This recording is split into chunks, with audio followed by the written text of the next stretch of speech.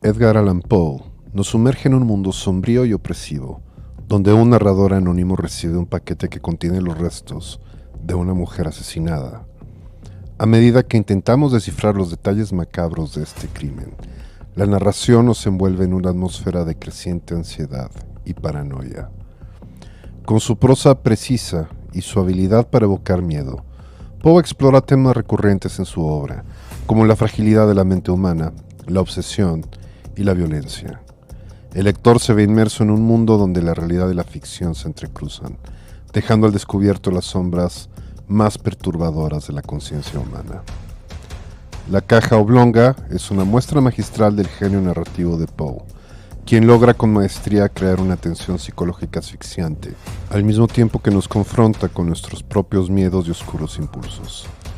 Este cuento es corto pero impactante, reafirmando el legado de uno de los grandes maestros del cuento de terror. Te invitamos a apoyar nuestro canal, compartiendo nuestras narraciones, suscribiéndote y dejándonos tus likes y comentarios. Gracias. Ahora, escuchemos La caja oblonga de Edgar Allan Poe.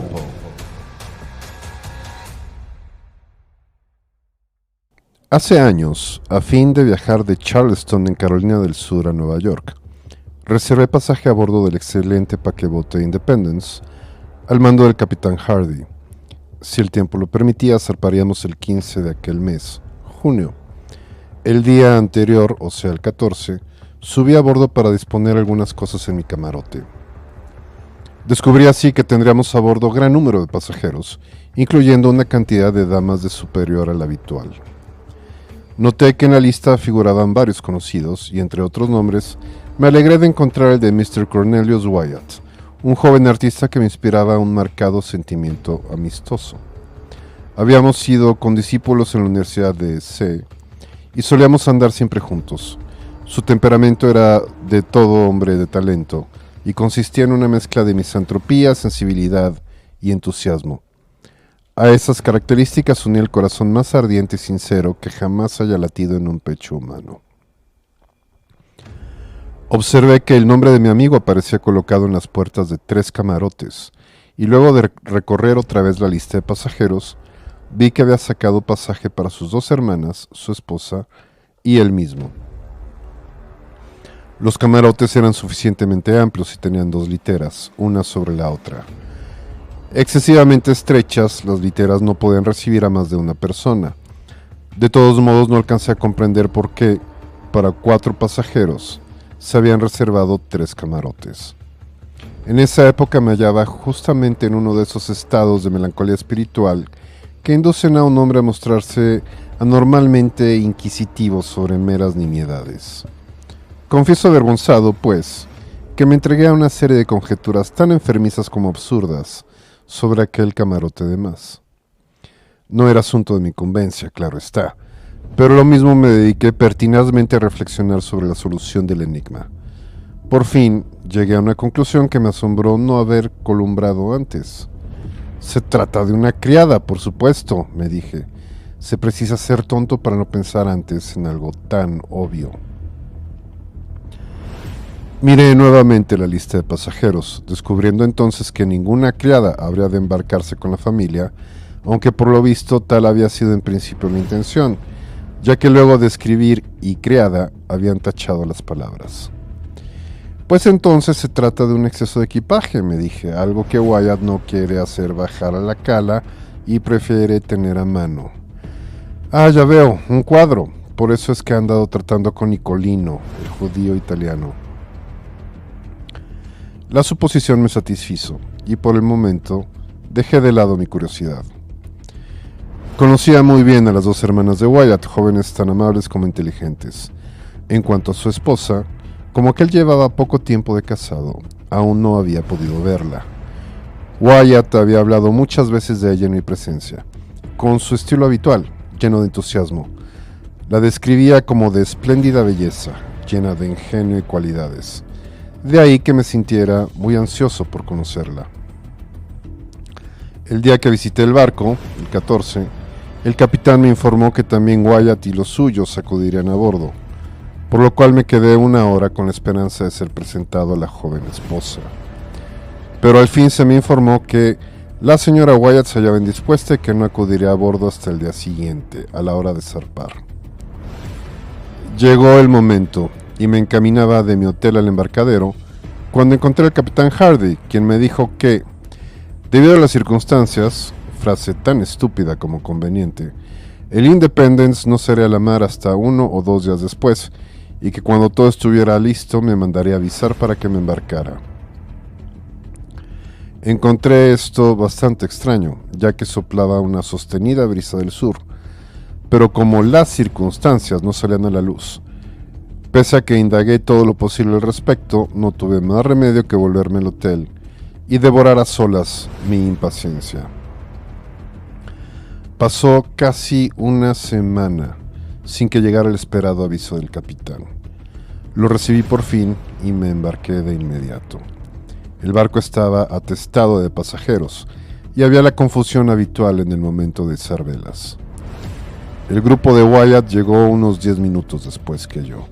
Estaban allí las dos hermanas, la esposa y el artista, este último en uno de sus habituales accesos de melancólica misantropía. Demasiado conocía su humor, sin embargo, para prestarle especial atención. Ni siquiera se molestó con presentarme a su esposa, quedando este deber de cortesía a cargo de su hermana Marian, tan amable como inteligente, quien con breves y presurosas palabras nos presentó el uno a la otra. La señora Wyatt se cubría con un espeso velo, y cuando lo levantó para contestar a mi saludo, debo reconocer que me quedé profundamente asombrado, pero mucho más me hubiera asombrado de no tener ya el hábito de aceptar a beneficio de inventario las entusiastas descripciones de mi amigo, toda vez que se explayaba sobre la hermosura femenina. Cuando la belleza constituía su tema, sabía de sobra con qué facilidad se remontaba a las regiones del puro ideal. La verdad es que no pude dejar de advertir que la señora Wyatt era una mujer decididamente vulgar. Si no fea del todo, me temo que no andaba muy lejos. Vestía, sin embargo, con exquisito gusto, y no dudé que había cautivado el corazón de mi amigo con las gracias más perdurables del intelecto y del alma. Pronunció muy pocas palabras. Inmediatamente entró en el camarote en compañía de su esposo. Mi anterior curiosidad volvió a dominarme. No había ninguna criada, y de eso no había duda. Me puse a observar en busca del equipaje extra. Luego de alguna demora, llegó al embarcadero un carro conteniendo una caja oblonga de pino, que al parecer era lo único que se esperaba. Apenas a bordo, levamos el ancla y poco después de cruzar felizmente la barra, enfrentamos el mar abierto. He dicho que la caja en cuestión era oblonga, tendría unos 6 pies de largo por 2,5 de ancho. La observé atentamente y además me gusta ser preciso. Ahora bien, su forma era peculiar, y tan pronto la hube contemplado en detalle, me felicité por lo acertado de mis conjeturas. Se recordará que de acuerdo con estas, el equipaje extra de mi amigo el artista debía consistir en cuadros, o por lo menos en un cuadro. No ignoraba que durante varias semanas Wyatt había mantenido conversaciones con Nicolino, y ahora veía a bordo una caja que, a juzgar por su forma, solo podía servir para guardar una copia de La Última Cena de Leonardo. No ignoraba además que una copia de esa pintura, ejecutada en Florencia por Rubini el joven, había estado cierto tiempo en posesión de Nicolino. Me pareció, pues, que la cuestión quedaba suficientemente resuelta. Me reí quizá demasiado pensando en mi perspicacia. Era la primera vez que, hasta donde podía saberlo, Wyatt me ocultaba alguno de sus secretos artísticos, pero no cabía duda de que en esta ocasión trataba de hacerme una treta y pasar de contrabando a Nueva York una magnífica pintura, confiando en que no me daría cuenta de nada.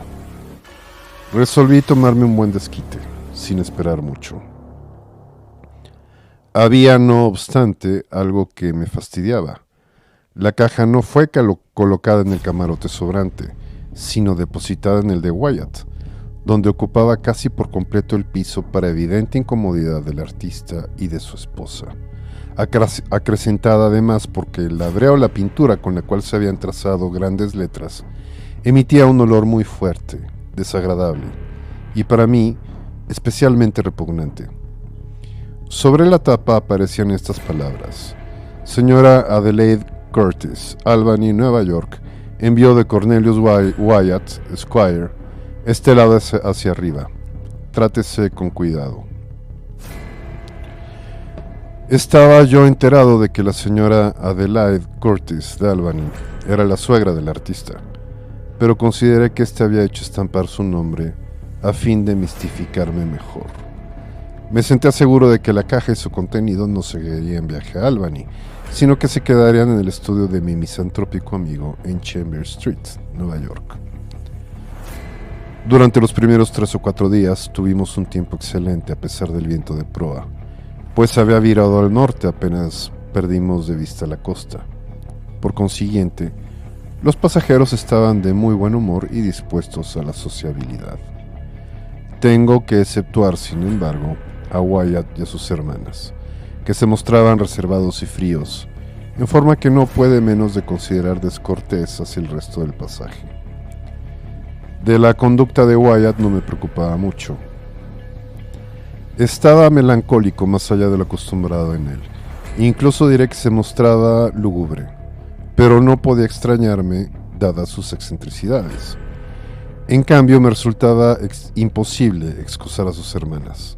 Se encerraban en su camarote la mayor parte del día, negándose terminantemente, a pesar de mi insistencia, a alternar con nadie a bordo. La señora Wyatt era, en cambio, mucho más agradable. Vale decir que era parlanchina, y esto tiene mucha importancia en un viaje por mar. Pronto se mostró excesivamente familiar con la mayoría de las señoras, y para mi profunda estupefacción, mostró una tendencia poco disimulada a coquetear con los hombres. A todos nos divertía muchísimo. Digo divertía porque apenas sí sé cómo explicarme. La verdad es que muy pronto advertí que la gente se reía más de ella que por ella. Los caballeros reservaban sus opiniones, pero las damas no tardaron en declararla una excelente mujer, nada bonita, sin la menor educación y decididamente vulgar. Lo que asombraba a todos era cómo Wyatt había podido caer en la trampa de semejante matrimonio. Se pensaba, claro está, en razones de fortuna, pero yo sabía que la solución no residía en eso, pues Wyatt me había informado que su esposa no aportaba un solo centavo al matrimonio, ni tenía la menor esperanza de heredar.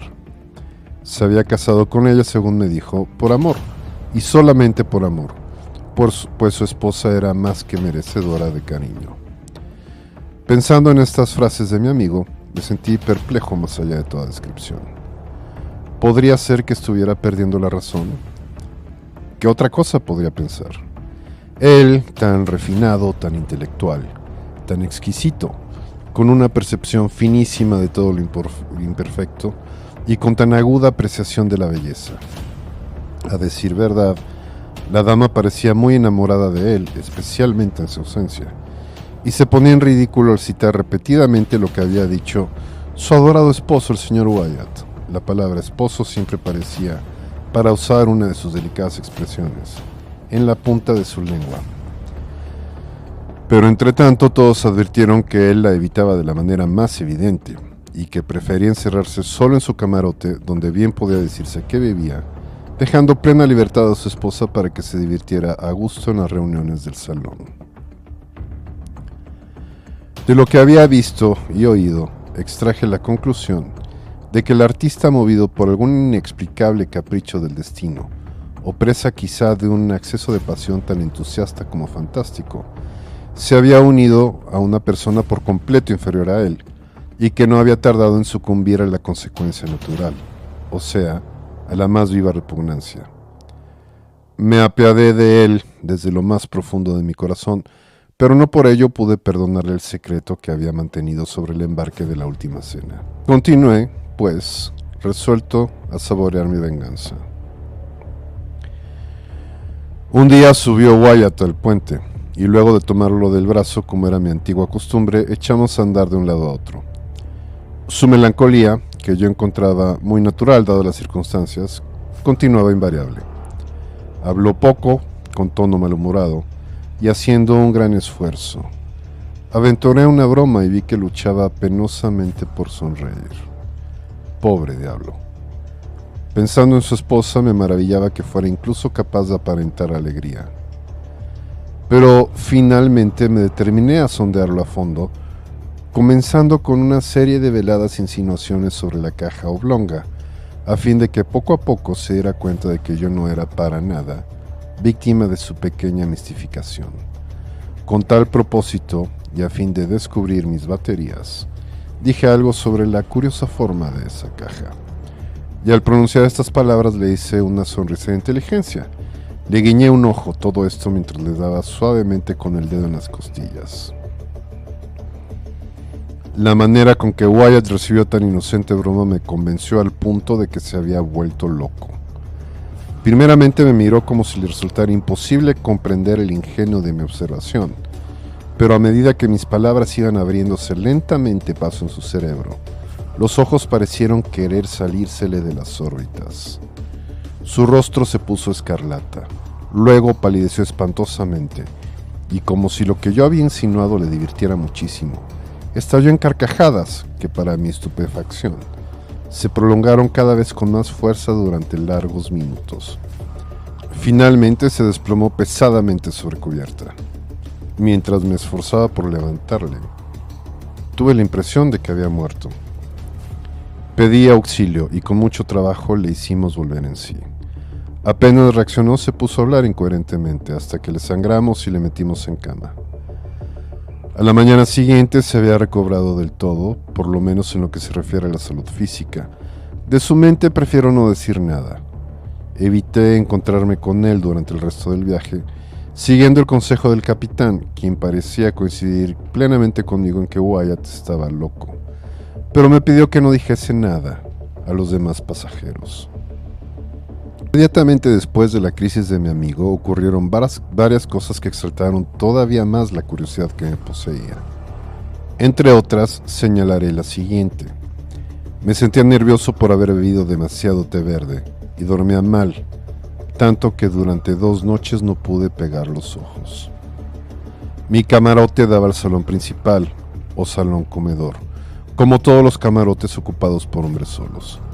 Las 3 cabinas de Wyatt comunicaban con el salón posterior, el cual estaba separado del principal por una liviana puerta corrediza que no se cerraba nunca, ni siquiera de noche.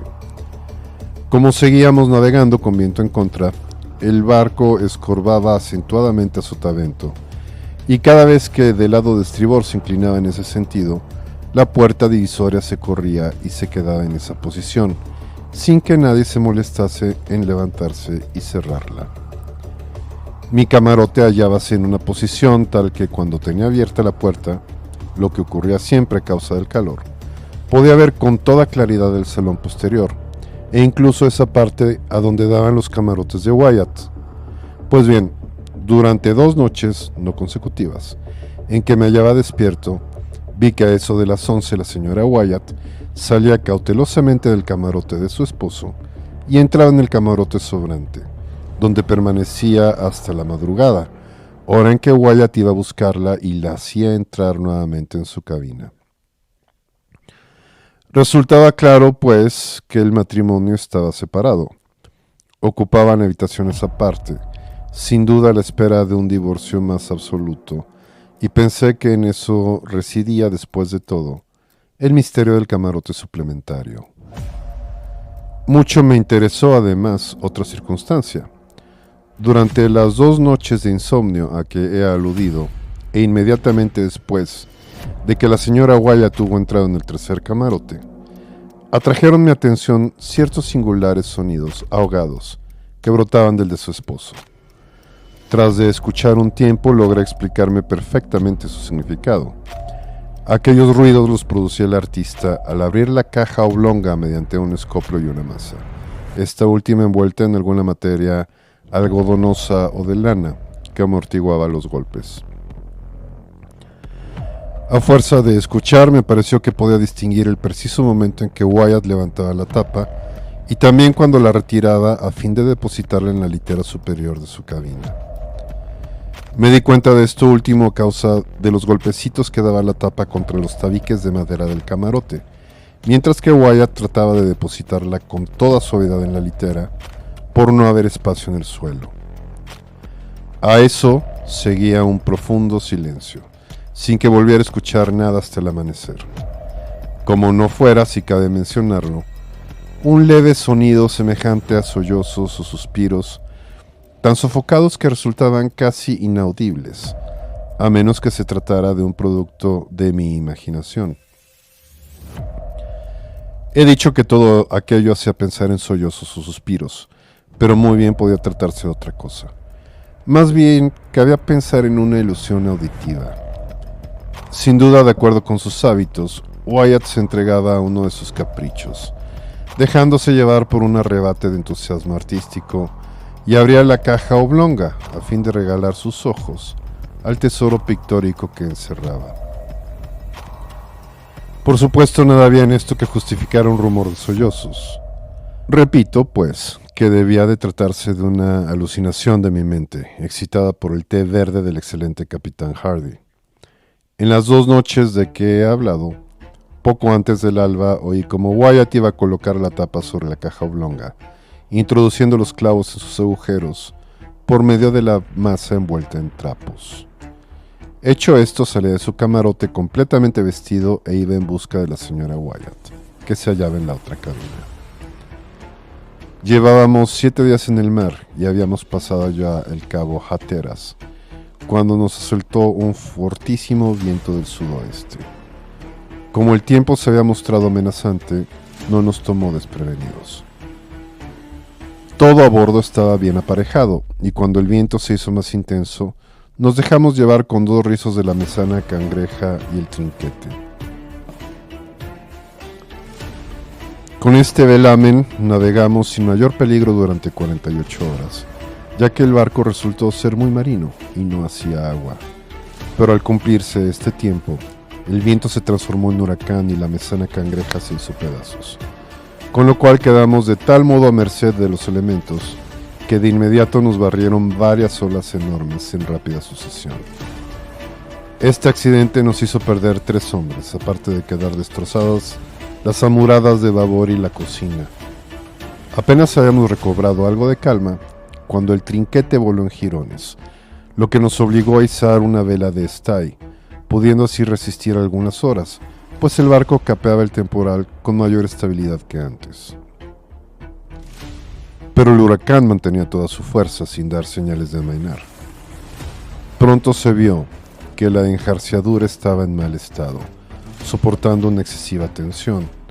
Al tercer día de la tempestad, a las 5 de la tarde, un terrible bandazo barbolento mandó por la borda nuestro palo de mesana. Durante más de 1 hora luchamos por terminar de desprenderlo del buque a causa del terrible rolido. Antes de lograrlo, el carpintero subió a anunciarnos que había 4 pies de agua en la sentina. Para colmo de males, descubrimos que las bombas estaban atascadas y que apenas servían. Todo era ahora confusión y angustia.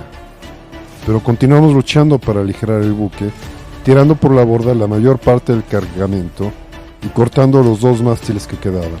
Todo esto se llevó a cabo, pero las bombas seguían inutilizables y la vía de agua continuaba inundando la cala. A la puesta del sol, el huracán había amainado sensiblemente y como el mar se calmara, abrigábamos todavía esperanzas de salvarnos en los botes. A las 8 de la noche las nubes se abrieron a barbolento y tuvimos la ventaja de que nos iluminara la luna llena, lo cual devolvió el ánimo a nuestros abatidos espíritus. Después de una increíble labor, pudimos por fin botar al agua la chalupa y embarcarnos en ella a la totalidad de la tripulación y a la mayor parte de los pasajeros. Alejóse la chalupa y al cabo de muchísimos sufrimientos llegó finalmente sana y salva a Oakrok Inlet 3 días después del naufragio.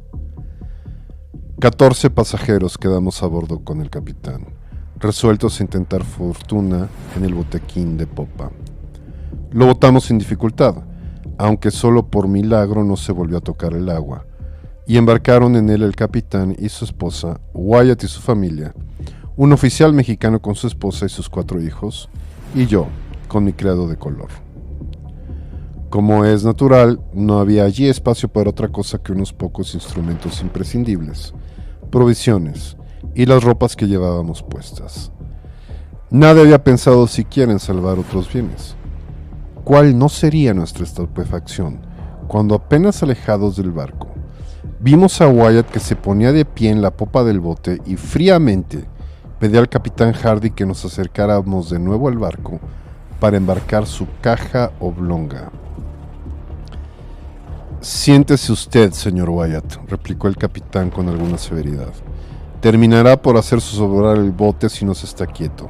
¿No ve que la borda está al ras del agua?» «¡La caja!», vociferó Wyatt, siempre de pie. «¡La caja, le digo! Capitán Hardy, no puede usted rehusarme lo que le pido. No puede. No pesa casi nada, apenas una nada. Por la madre que le dio la luz, por el amor del cielo, por lo que más quiera, le imploro que volvamos a buscar la caja». Durante un momento el capitán pareció conmovido por las súplicas, pero no tardó en recobrar su aire adusto y replicó: «Señor Wyatt, usted está loco y no lo escucharé. Siéntese, le digo, o hará zozobrar el bote. Vosotros sujetadlo, pronto, o saltará al agua». Demasiado tarde. En efecto, al decir el capitán estas palabras, Wyatt se había arrojado al agua, y como todavía estábamos al socaire del buque, logró tras un sobrehumano esfuerzo sujetarse de una cuerda que colgaba a proa.